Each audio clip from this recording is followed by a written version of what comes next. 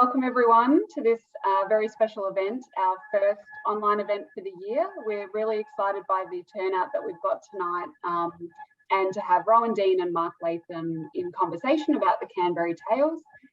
Just a reminder that you are welcome to have your camera on, but please remain muted. The book is now available for purchase from wilkinsonpublishing.com.au or Rowan Dean's website. It's also available as an ebook through Apple and Amazon. At the end of the evening, we'll have a Q&A, so please feel free to put any questions that come up during the evening in the chat box, and we'll put those to Rowan at the end of the evening. So without further ado, over to you, Mark. Thanks, Jess, and also thanks to Michael Wilkinson, and most of all, thanks to Rowan Dean, the author of this wonderful new volume, the Canberry Tales. And Rowan, I've got to ask up front the question everyone needs an answer about, and that is where tonight is Miss Rowena, this multi-talented, omnipresent, wonderful force that we read about in the Financial Review. Where is she tonight, and when will we actually enjoy her presence? Well, Mark, this evening Rowena is actually at Parliament House. She's quite fond of Parliament House. There are rooms there that, New South Wales Parliament she's very fond of. She knows many of the characters there, so she hangs around, has a few drinks, and, I'm sure she might pop into your office in the background there. I'm keeping an eye on her. But she is an invaluable resource in my writing, and there are cynics out there and, those suspicious sort of characters, Mark, who suspect that I am actually Rowena, which is, obviously a ludicrous assumption to make because clearly, I would have to identify as Rowena and then my entire credibility as a conservative would collapse in one heap. So obviously that isn't the situation, Mark. Well, she's obviously a very talented young lady, and in your extensive experience with her, is there anything she can't do, any assignment she won't take? Well, she's particularly fond of any assignment that allows her to peek behind the doors, behind the curtains, under the blankets, under the sheets of what is going on in the political world, Mark. And obviously I don't have that sort of access, but she has the sort of abilities to sneak in there and see what's really going on. Well, peeking under the sheets, I hope she doesn't come across the bedwetters, because that would be a bit awkward for her. Rowan, the title of the book and its connection to the great Chaucer's Canterbury Tales, how did the title come about? So, Mark, every week, so writing satire is a challenge every week. There's always a great story, but how do you approach that story in a fresh way and a satirical way? I really love parodying or satirizing great works of fiction, because then that, of course, makes you look good as well as a writer. You remember, Mark, a few months ago, whenever it was, when there was all the shenanigans going on in Parliament House in Canberra, and there was this story and that story, and the one that seemed to really get sort of brushed aside as if, oh, there's nothing to see here. We won't go into the details now, but it seemed to involve a bunch of male staffers frolicking around on a table in a minister's office. And of course, because nothing to see here, because it was had the kind of overtones of an LGBTQ plus what's it story that was quickly brushed away. Had it been a man and a woman frolicking on the desk, well, of course that would have been a whole different thing.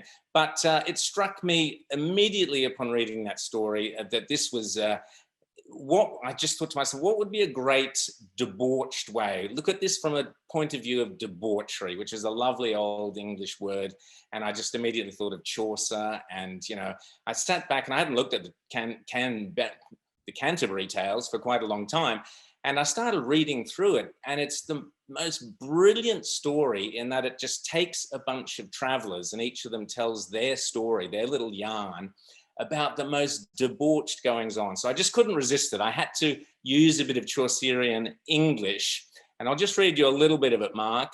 How much, because as a writer, the ability to spoof another great writer or a great writer is a particularly enjoyable pastime. So I'll just read you a little bit and you can see the flavor of it. So onward up the hill to Canberry we rode, into the darkness to unburden each our load.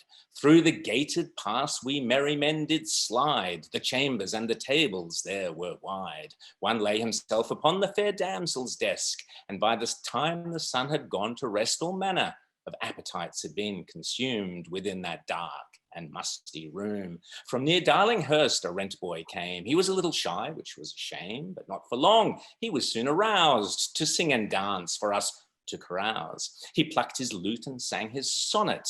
Where's the minister's desk? Let me frolic on it. There also with us was a minister who liked to do things somewhat sinister, so pimply was his skin, eyes puffed and narrow. He was as hot and lecherous as a sparrow, with black hand, scabby brows and scanty beard. He had a face that all the MPs feared. And when with wine he was quite well infused, gay indeed was that minister's mood. The supplier was a slender, choleric man. He shaved his beard as closely as one can. He surely was a festive sort of fellow. Many a pilfered wine draught made him mellow. Why, he'd be willing for a quart of wine to let some rascal have his concubine. So forgive me if I saw parallels between what was going on in Canberra, Mark, but I just love the way with Chaucer, you can be bawdy, you can imply so many things. And Mark, the number of people who contacted me after that piece ran from all over the place saying, I know which minister you're talking about. I know which staff you're talking about. I recognize the descriptions. And basically they were all fictitious, obviously. Magnificent. Thanks for that. Rowan, what's the, from time to time, as you know, as the editor of The Spectator, try to write a bit of satire with varying levels of success. What's in the weekly cycle, though, of producing your column at the Financial Review, what's the process you go through, and what do you do when there's just no material? You yourself are a terrific writer. Your columns in The Spectator are just superb.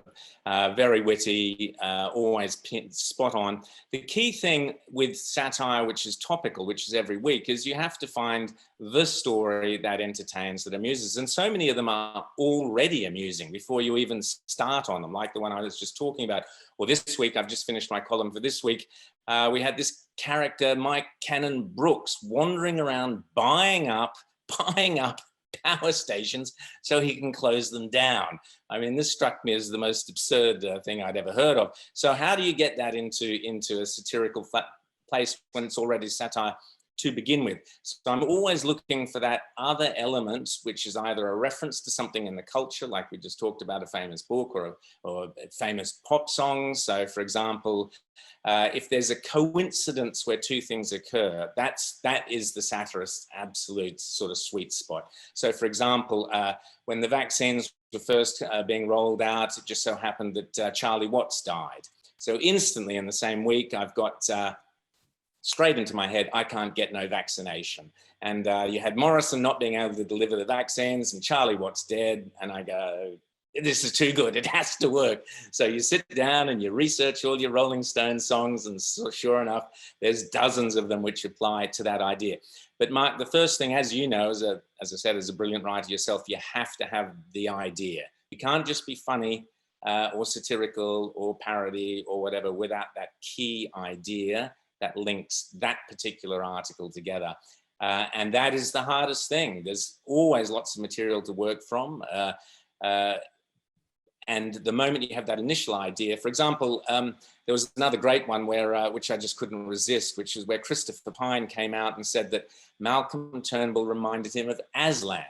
Now, having spent my entire childhood reading Narnia books, how can you possibly go past that one? And I'll just read you a little bit of that, Mark, because I just could not resist that one. And loving Narnia as I do, and going straight back to the C.S. Lewis books and going, right, I've got to be able to write in this style. So I'll just read you a little bit of that, Mark, which was from that particular article. This must be an enormous wardrobe, muttered young Christopher as he took another step forward, arms outstretched. He was a snotty-nosed, smirking boy, the sort that the popular boys would steal lunch money from. But Christopher was also a fantasist who saw himself as a fixer, who would build the world's greatest naval fleet and had even designed a boat that could sail underwater, driven by lawnmower engines and powered by the wind. As his aunt's garments brushed gently against his face, Christopher took another step. He could feel something crunching beneath his feet like broken glass. And then he saw there was a bright light like a disco ball, not a few inches away, where the back of the wardrobe should have been, but in the distance. Suddenly he felt a clammy hand on his shoulder and spun around. To his surprise, it was a half man and a half goat. "Welcome to the cherry bar," hissed the pointy-faced fawn. And just at that moment, the most extraordinary thing did happen. Aslan came sauntering into the cherry bar, and everybody instantly fell to their knees, and a hush fell over the room. Even Mr. Trent and the Satire let go of each other. "Oh, Aslan, we worship you. Oh, Aslan, the innovator." They all started wailing in unison. "Oh, Aslan, you who will stop the seas from rising and who can push water uphill, even in the mountains of snow, we praise you. Oh, Aslan, you who will give us weddings so marsh wiggles can marry dufflepuds, we adore you. Oh, Aslan, you who will defeat Tony at the Battle of Onion's Breath and banish him forever to the land of Warrengar." Christopher felt giddy, and in his excitement, he didn't notice what you or I would have noticed. And that, of course, was that this wasn't the real Aslan at all. It was just a cunning, grinning, harbourside alley cat dressed up to look like a genuine lion. So again, Mark, as a Narnia fan, the moment you have someone say, Christopher Pine say, "Malcolm Turnbull reminds me of Aslan," bang, there's the column. You've got it straight away. And do you ever have a galaxy of riches in doing a spot on Sky with Andrew Bolt? And preparing, as you do, of course, but on my night preparing the material. Andrew always says the madness of the woke world at the moment is so prolific that every afternoon it just walks in automatically, that there is so much material. There is. There's always tons, and you're right. And often things that I'll do, and I'm doing Andrew in about an hour's time, often things that come out of those conversations will spark an idea that I'll go, yeah, that's got to work as a column. And several times Andrew has absolutely, as you have been, Mark, have been the source of inspiration. So I thank you both for that, for pointing out some of these absurdities. But it isn't just the absurdity. You have to, as you know, as a writer, you can write and be funny and carry on and crack all the jokes and the gags, but you have to have a point. There has to be an insight of the everything. So everything you write, the reader has to walk away, even if it's silly, even if it's parody, walk away having an idea that they go, I get what he was on about. I get. So in the instance of Aslan that I just read, we all know that Turnbull was an imposter. He was a fraud as a leader. He was a fraud as a liberal. Even he was a fraud in every imaginable way that he portrayed himself to us all. You know, the great communicator, the great. He was the one who would be able to sell liberal values to the public and so on, and win the next election and be all those things. He was an imposter. And what a great vehicle when if you know your Narnia stories, you know, well, hang on. The last Narnia story is about an imposter dressed as a lion. So you know, often through satire, you can actually get some genuinely good insights that you then put out there. And it sounds at the end totally perfect that you rounded off and you've hit satirical perfection. So in the passing parade of political characters, because they do come and go, we have a pretty... we do. We have a rich source. Yeah. Who's the one that you miss the most? I always say to Paul Murray that, again on Sky, that the richest material for me over the years has always been Kevin Rudd. Yeah. And he disappeared for a little while there, but he's back now with MDS, Murdoch derangement syndrome. And anything about Kevin Rudd is gold in the world of satire or a bit of comedy or even serious commentary. So who's the one that you miss the most and you'd like to see more of? I do miss Kevin Rudd very, very much. I did a whole book on Kevin Rudd, so I got so many jokes out of my system about Kevin Rudd. But you're right, he still does keep popping up, and I'm pretty sure he pops up a few times in Canberry Tales. But equally, I miss Gillard.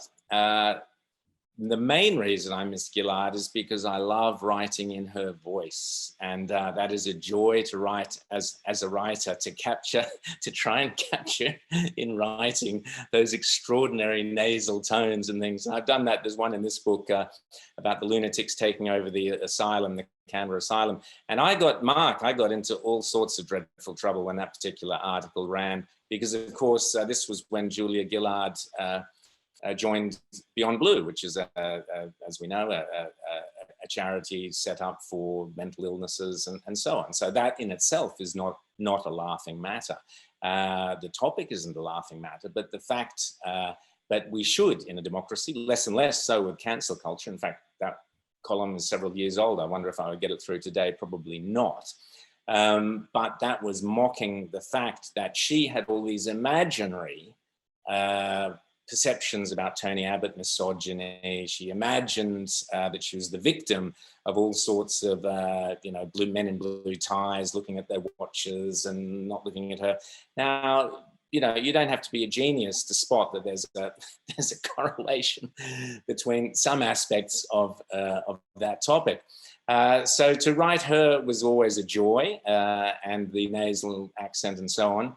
I also miss Wayne Swan very much. Although in many ways, Josh Frydenberg has managed to step into his shoes. I never thought I'd see $1 trillion debt, but there you go. But I did used to have a running gag, which was, if you wanted an instant laugh from an audience, just say the phrase, the world's greatest treasurer, and, in the same sentence as Wayne Swan. So I'm certainly miss them, And have you got a reading for us now? It's a shame. Well, I can certainly do that for you, Mark. Let me choose.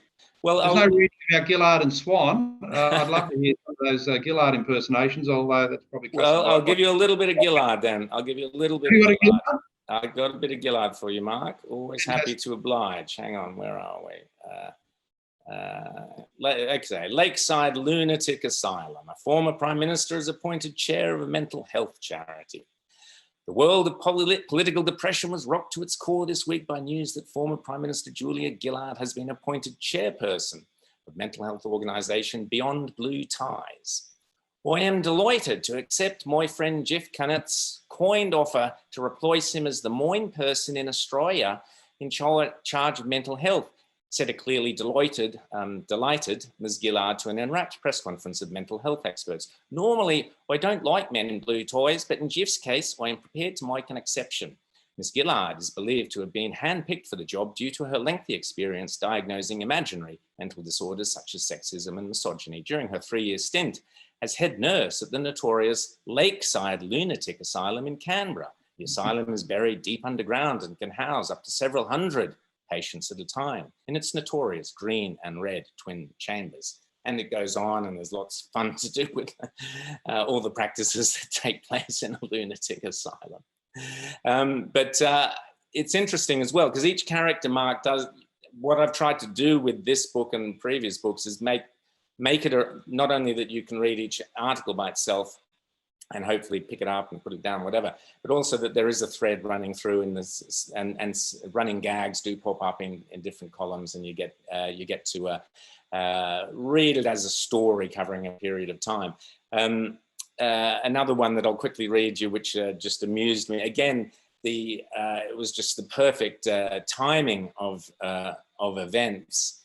Which was Dr Seuss got cancelled, and we covered that on Outsiders. So Dr Seuss gets cancelled at the same time. Where are we? At the same time as Matt Keane, our old friend, your friend in the New South Wales Parliament, Mark, Matt Keane, who was the Energy Minister and now, God help us, is the Treasurer.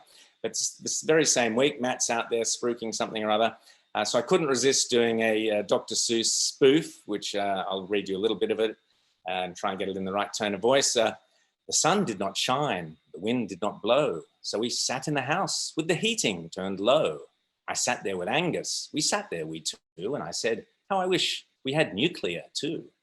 Too wet to go out and too cold to play ball, so we sat in the house, we did nothing at all. And then something went bump, how that bump made us jump. We looked, and we saw him slink in like a cat.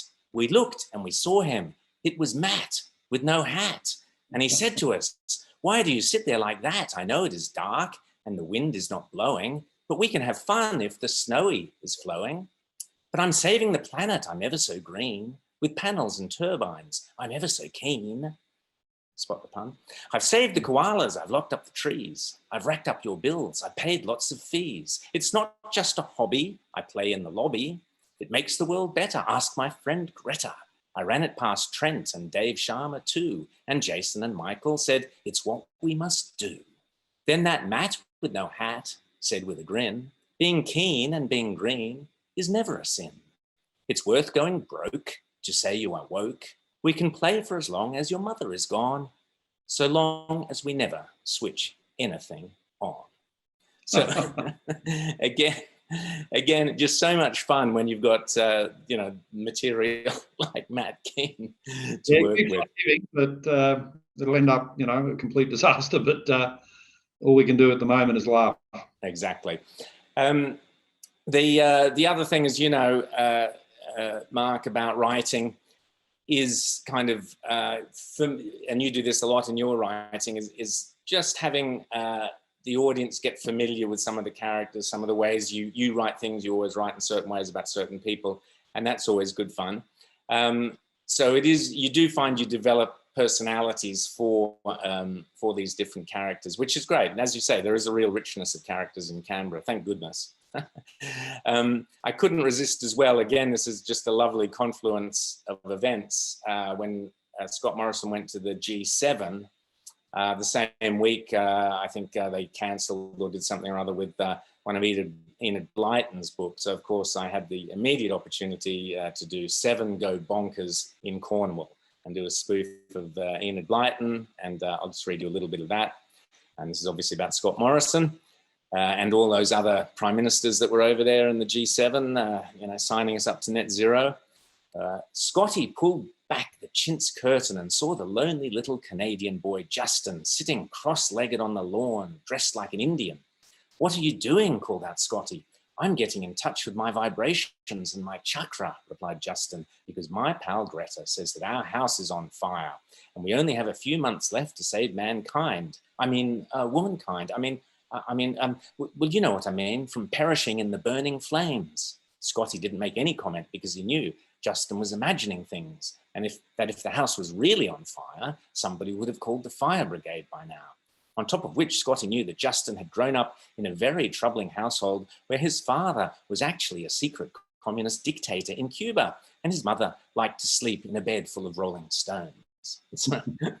So again, away we go. It's always fun to have to spoof or to riff off well-known works. But you're right, sometimes there aren't any, and you've got to work with something else. I think there's a galaxy of riches when you're writing, Rowan. You mentioned earlier on cancel culture and perhaps changing standards. It's harder to get certain things published now. Is there any end in sight to that particular piece of madness, that certain things are automatically taken to be offensive, even though they're humorous? I remember the great John Cleese, and I think it's so true, saying that involving someone in your joke is actually a sign that you like them, and bringing humour to the world is actually a positive thing to do. Why does it ever need to be taken as offensive or cancelled? I mean, we make jokes about the Irish. We love the Irish, and on it goes.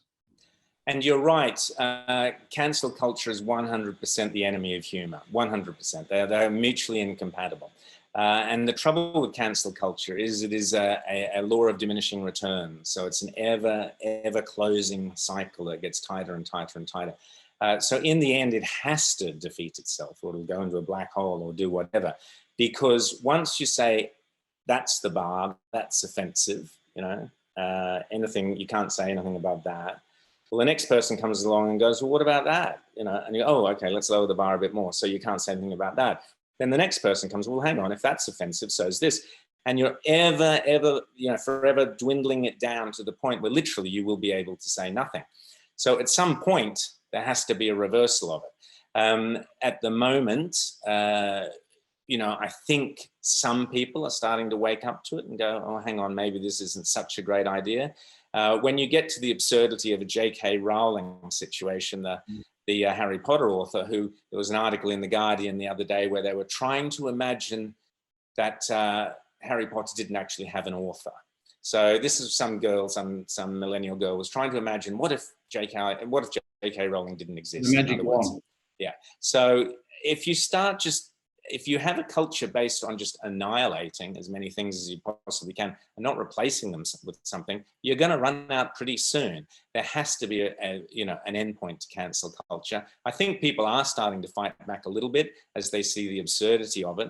But the problem is, it's that old you know, saying about first they came for the socialists, etc., etc. People have to speak up about cancel culture. If it's in the workplace or wherever it is, it's really ultimately every individual has to say, well, hang on, no, I'm not offended by that. It's okay if so-and-so says that. It's a funny joke. Let's all have a laugh and move on. Until people start having the confidence to say that in the workplace, and bosses start having the confidence to, you know, to quote Bob Hawke, to not be a bum, you know, to actually encourage their staff to enjoy themselves and to be freer. Now what disappoints me profoundly, Mark, is that is not coming from our political leaders. It should be coming from the Liberal Party. It should be coming from the Prime Minister, and it should be coming more frequently and more often. I'm pleased to see he's backed this bill that Claire Chandler, who will be on Outsiders on Sunday, is putting forward to save girls' sports. So that's an anti-cancel culture move. That's a piece of legislation designed to stop cancel culture, because the only reason these trans women, these guys are in women's sport is because nobody's saying, no, no, no. The women aren't saying it because they're terrified of being cancelled. So for the Prime Minister to put his backing behind that bill, and that bill to preserve and protect women's sports, is critical. And the Prime Minister or the leader of the country could do that so easily on so many fronts. Well, Rowan, one of the funny things about being cancelled, I must confess I've been cancelled more times than I can remember. Years later, nobody can ever remember what it was about. I can't even remember really what it was about. But you seem to be magnificent and able to press the wire in this area and never quite snap it, unlike me and Ross Cameron. And you do that at The Spectator, the Financial Review, and also the wonderful Outsiders show on Sky on Sundays, and of course in this excellent book. Have you ever been cancelled? Or you just came very close to it, Mark, several times on Outsiders. You know, once they picked off you, once they picked off Ross. Guess who was the next target? So they've tried several times, and I'm sure one day they will succeed. But they certainly have tried numerous occasions to either stop the advertising on shows that I'm on, or to complain so viciously to the network or whoever about something or other I've said or done. The Julia Gillard one that I mentioned earlier about the mental asylum, poor old Financial Review were flooded with complaints about that. Unfortunately, they said no, and explained that it was satire, and you know. So you do have to have the support of those around you, otherwise, you know, yes, you will get cancelled. And well, you're wonderfully elusive in that respect, and I hope your survival lasts a lot longer than mine ever did, and it has already. You're wonderfully brilliant, wonderfully funny. You're a real treasure for our side of politics and what we're trying to achieve. Everyone admires you, and can I just say thank you to everyone who's online for participating in this. We're going to throw over now to Q&A, which will be moderated, I think, by Jess. I'm hoping that's right. She'll allocate the questions. And if I need to disappear, it's because there's a division in the old Legislative Council of New South Wales, the House of Lords and Landowners, where I've for whatever reason. But yeah, if there's a division, I'll have to go. But thanks for having me, Rowan. All the very best with the success of the book and all your other ventures. Mark, you're an absolute legend, and you've always been my mentor. So thank you so much for coming on this evening. It's always, in fact, I just wrote the book so I could do a book launch with you, Mark. You know that. You're so generous. Thanks very much. I hope we do more. Jess. Thanks, mate. See ya. Thank you. Well, thank you both for such an entertaining discussion tonight. Even though everyone's muted, I saw a lot of chuckling for those who have got their cameras on. We've had a lot of comments and questions come in, so we'll just run through a few. And Sure. I know Rowan's got to head off to do the Bolt report tonight as well, so we'll just keep it moving. So our very first question was, have you got any satire in the book about people putting thousands of regulations into organisations, into daily life, and enforcing them so much that the law doesn't work? Good question. Red tape, certainly I've written about red tape. I can't, off the top of my head, think if there's one in this book, but certainly red tape is an infuriating part of everybody's lives, particularly in business. And the ridiculous situation, which is in Britain, but it's, you know, it will come here as well. Boris Johnson, who, you know, brought about Brexit, one of the key things one of the key reasons people wanted Brexit was to get rid of red tape, to get rid of government red tape that was strangling small businesses, making it so difficult for a mum and dad to set up a business, for to employ the kids or to open a little cafe here or whatever it might be. One of the main reasons Brexit came about was to strangle red tape. And when Boris Johnson became Prime Minister, he then introduced legislation which was designed that for every new regulation that comes in Britain, 2 pieces of regulation must be discarded. We tried a similar thing in Australia several years ago under Josh Frydenberg. Well, guess what? Only last week, thanks to his net zero commitments, Boris Johnson has said, oh, we're not going to be getting rid of any more red tape because we need the red tape in order to get to net zero. So net zero emissions is a complete cancellation, if you like, of Brexit. And the same thing will happen here. Any desire to get rid of red tape is increased. You get more red tape with net zero. So any plans that the Liberals may put forward or anyone else to slash red tape will never happen if we're committed to net zero. And the proof of that is Britain at the moment. Another question: that there is so much ridiculous wokedom to satirize, to me indicates the disturbing status of our world these days. Do you see any way back to sense for us? Yes, the fastest way back to sense is getting more people like Mark Latham into our parliaments, by having a sense of humour, by using humour and courage, being brave enough to speak up, as I was saying earlier, to not allow yourself to be silenced. It's often difficult. I did a thing on Outsiders a couple of, I think it was last year or the year before. I know it was back in the election, the 2019 election. I said to mothers on Mother's Day, don't, for once, let's not be afraid to spoil the Mother's Day lunch and have that conversation with the kids who are all crazy lefties. And, maybe this time we need to point out to them the error of their ways. But every Christmas, every Easter, every Sunday lunch, people get together. Families are torn apart because of these ridiculous, refusal of those on the left to allow any alternative points of view. You have to have those conversations. That's a key way to get back into a saner world. Mm-hmm. I guess this one kind of ties in with that about the steps as far as having conversations with people. Hi, Rowan, you're truly the calm in a whirlwind of woke that has engulfed us all. You are so fearless. What tips and tools can you share with us that would assist us mere mortals with pushing back on cancel culture? Well, exactly. And as I said, humour is critical. Being able to laugh. The one thing the left cannot tolerate is humour. They just hate being laughed at and mocked. Can't stand it.